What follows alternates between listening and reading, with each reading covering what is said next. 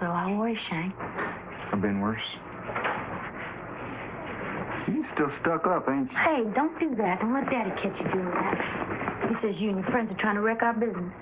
Amy Madigan and Ed Harris having problems in Texas in Alamo Bay. One of 4 new movies we'll be reviewing this week on At the Movies.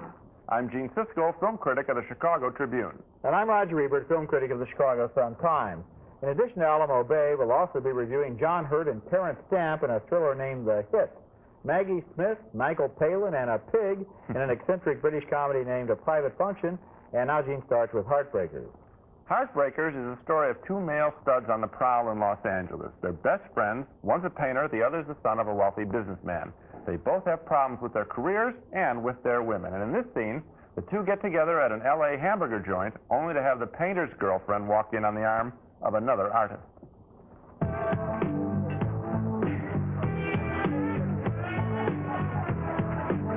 The fruit cup? Yes. So what now? I got to get a show. How do you propose to do that? I'm going to get more aggressive. Is that possible? 4 years ago, Blue had a show. He beat up the Times critic. I didn't beat him up. You had to be forcibly restrained. Don't make it sound like a big deal. You went to jail. What do? I teach. Aerobics. We met at a class. Hey, you need more time? Yeah, about 30 years. I know what I want. Yeah, few men do. 2 chili cheeseburgers, fries, and a fruit cup. To drink? Coffee. Water, please. Coffee. Coke, 2 chili cheeseburgers, a fries, and a fruit cup.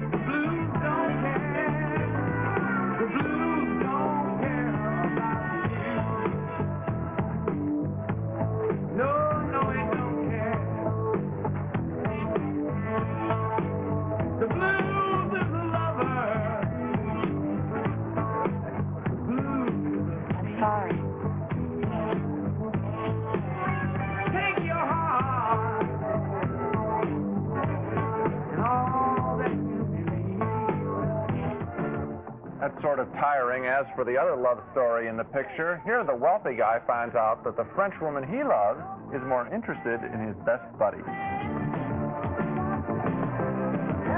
You've been so dancing. Why don't you dance with her? I like to watch. Dance with her.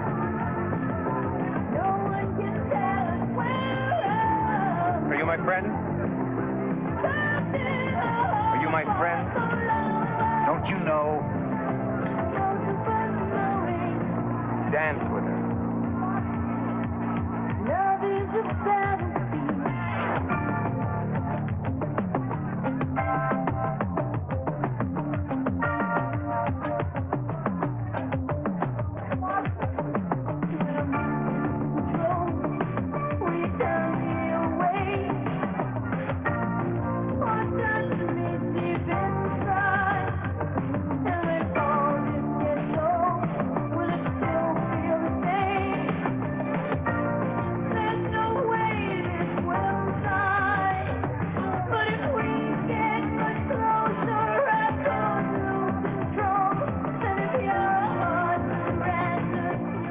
The whole cast room in this movie looks like they hang out at singles bars 7 days a week. Real uninteresting. I have one very big problem with this movie, and that is I couldn't stand the 2 lead characters, the 2 guys. These are the kind of macho jerks doing uninteresting work that I wouldn't want to spend a minute with in real life. So why would I want to spend 2 hours with them in a movie? I suppose I wouldn't mind if I thought the film had something to say about these guys.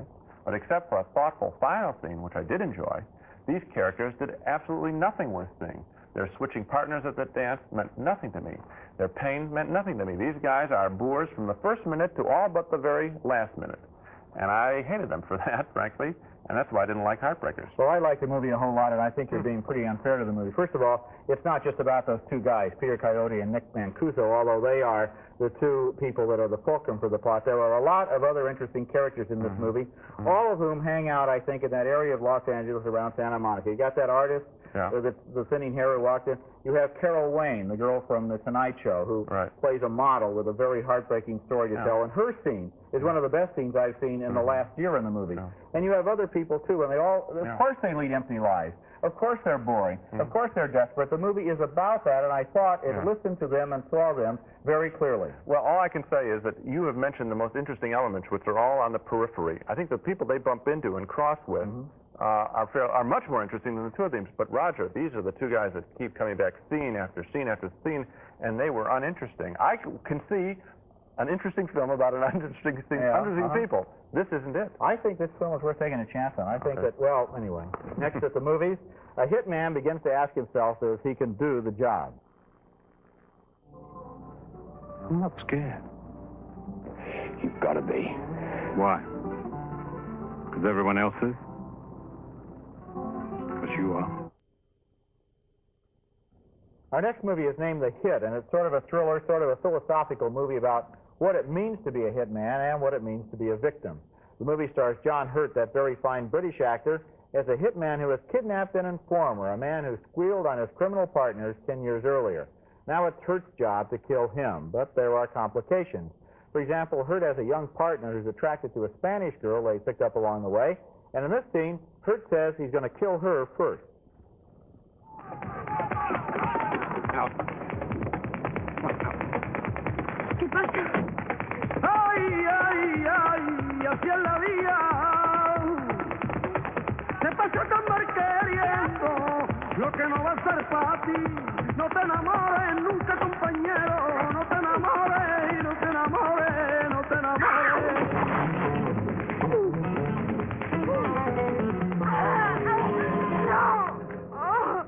What are you doing? Well, you look like I'm doing. But we can't take her with us. And we can't let her go. Oye, ¿Por qué? mira, Margarita. Así es la vida. ¿Por qué? And what about Harry? Talk as soon as he finds out. Harry's dead. Pero yo qué. So we don't need her. You, get away from her.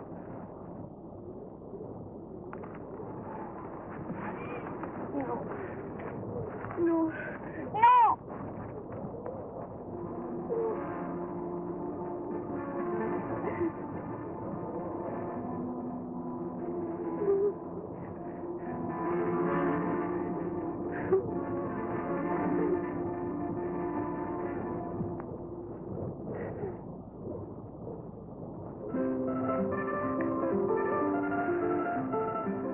Take him both to the car. So the question is, can he do it? Can he kill? Hurt's other intended victim in this movie is played by Terrence Stamp, who you saw in the background of this scene. He's a man who spent the last 10 years knowing that sooner or later his old criminal partners are going to come to kill him. In the courtroom, they sing, "We'll meet again, don't know where, don't know when." And so he has come to grips with that possibility, and he can accept death. That puts Hurt under a lot of pressure because his victim has accepted the possibility of death better than Hurt can. All of this turns the hit into something a lot more serious than the usual crime movie, but sometimes I got the feeling that the characters were talking just because the screenplay had some bright ideas for them to express. I didn't believe these were really the characters speaking. It was the metaphysical idea of the screenplay that was happening. And so I liked the hit in terms of what it tried to do, but I don't think that it quite did it. Yeah, and I think one of the things that I would recommend is that they clean up the screenplay, strip away some of the extra characters. We really don't need that young woman there. We frankly don't even need the sidekick. I thought if this had been sort of a mano-a-mano between the two guys, a cleaner film, it could have been a very pure film that might have accomplished just what the director wanted to do, the writer and director. But I just thought there's so much baggage here, so much switching partners, so many killings that might be killings that turn out to be not killings, that it was... Yeah, it got to be really aggravating after a while. Another thing that bothered me was the delivery system of the metaphysics, if you will, and that consists of Terrence Stamp, who, at least an hour into the movie, suddenly has this speech about, "I've known this was coming for 10 years. Right. I've read books.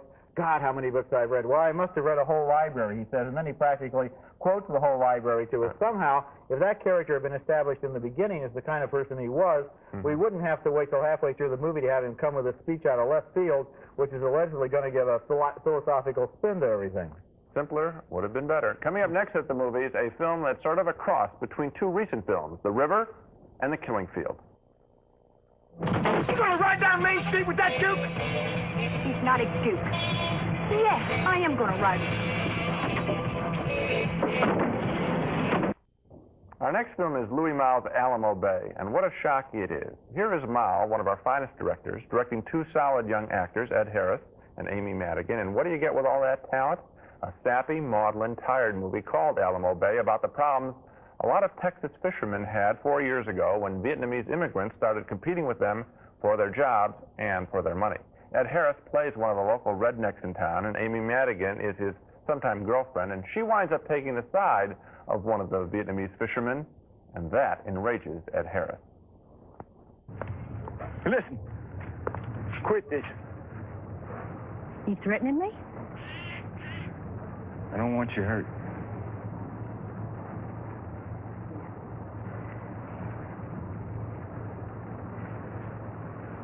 I still care about you.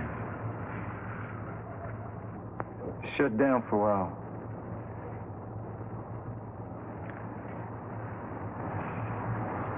Why are you sticking up for these people? Huh? Why?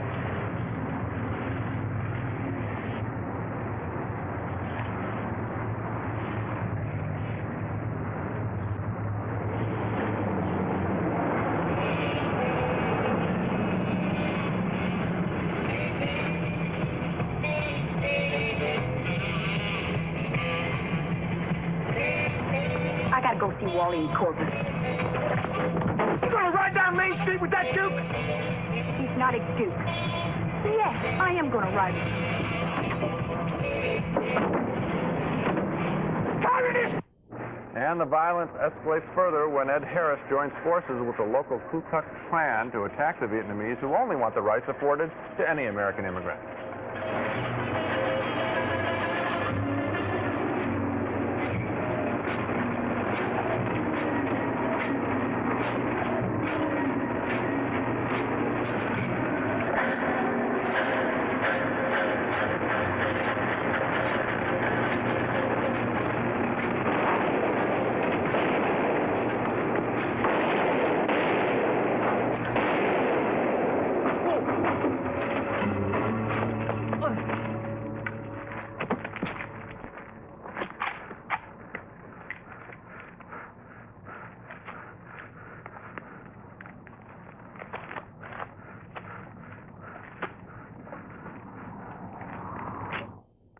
Well, the movie is so heavy-handed. That phony scene we saw in the street, in reality, she probably would have let the Vietnamese guy drive off and would have finished the argument with her longtime boyfriend. That's the way it would have happened in real life. This is a phony cornball movie. That's the way it happens in the movie. I know that the film is based on a true story of what happened in South Texas, so I guess the Klan was involved, but somehow I have the feeling it wasn't in a shootout that looks like it belongs in a John Wayne Western. That takes care of the other scene. Alamo Bay is one of the movies where the movie wears its heart all over its sleeve. Amy Madigan's character is so noble, standing up for the Vietnamese, that we're almost dared not to like this movie. Well, I got news for the people who made this movie, and that is that being noble can be awfully boring. It was boring last Christmas in the river with Sissy Spacek standing up for her farm. It's boring here, too. Well, I think there were two problems with the movie, two areas of confusion, two crucial areas. The movie doesn't know what it thinks about the Ed Harris character, and it doesn't know what it thinks about the Vietnamese. Now, Ed Harris gets in with the Ku Klux Klan, but doesn't really join them, kind of stands back. He's kind of a loner. They don't really want to make him all the way that way. Because he's a movie star. Because he's a movie star. So we wonder what his relationship is and what he's really doing. Is he really going to shoot that guy? Is he really going to turn into a murderer? Now, what about the Vietnamese? You say as immigrants they have a right to go fishing. Right. That's true. But on the other hand, the movie, the screenplay, never sets down the rules. You know, whose fishing grounds are these? Who gets there first? Who gets privileges? So there's one point when Ed finds a real nice area where there are a lot of fish are, and immediately 5 Vietnamese boats come up and surround him. Well, at that point, I was a little mad. Gee, these are my fish. So the movie didn't really make it clear to me exactly at every moment where its sympathies were. Well, I think its sympathies are stand up for the rights of the new people coming to America, and that, you know, we should remember our heritage and that we're all immigrants. I thought that was pretty obvious. But you're right, certainly on the Ed Harris character, that is a little bit confused. Next at the movies, Michael Palin and Maggie Smith co-star with a pig. Listen, Mother, love, we've got something to tell you. We've got a pig in the house. Our next movie is named A Private Function, and it takes place during the dreary post-war years in England, when meat was strictly rationed and where life was so grim that about the only cheerful note was the royal wedding. in a small British town, some local businessmen start a conspiracy. They're going to raise an unregistered, illegal pig and then serve that pig as the main course at a dinner in honor of the Queen. Meanwhile, however, the pig is kidnapped by a humble local chiropodist and his wife, who is the theater organ player. They're played by Michael Palin and Maggie Smith, and in this scene, they're trying to explain the pig to Maggie's senile mother. Listen, Mother, love, we've got something to tell you. We've got a pig in the house. Do you understand, Mother? A pig. What sort of a pig? A pig, Mother, a proper pig. Do you want to put me in a hole? Oh, shut up. I didn't say anything. Dr. Swaley put Mrs. Beavers away. He asked her the name of the Prime Minister. She didn't know, and he carted her off to a long war. He wants my room. We don't want your room. Why does saying there's a pig in the house mean we want your room? Leave this to me, please, Gilbert. This is my mother. It's not like Mrs. Beavers, love. Mrs. Beavers imagines things. That's why Dr. Swaby sent her away. You don't imagine things. It's just there's a pig in the house. So that if you catch a glimpse of it, you won't think you're going bananas. Though she is going bananas. Well, she wouldn't think she was going bananas if you pulled your socks up and slit its throat. What's this bananas? I could eat a banana. There are no bananas. There's a pig. There are no bananas. Gilbert. Forget the bananas, love. There aren't any bananas, but there is a pig. There is a pig, and the pig is alive. And one of the problems with having a pig is how do you kill the pig when you're a coward? You're gross talk now, Gilbert. It's self-respect. It's whether we grow as people or just go on as we've always gone on. Don't be sharp. Joyce. Our marriage is in a corner. I want to pull down the walls. I want us to be free. Kill it. She's my friend. Kill her! Kill your friend.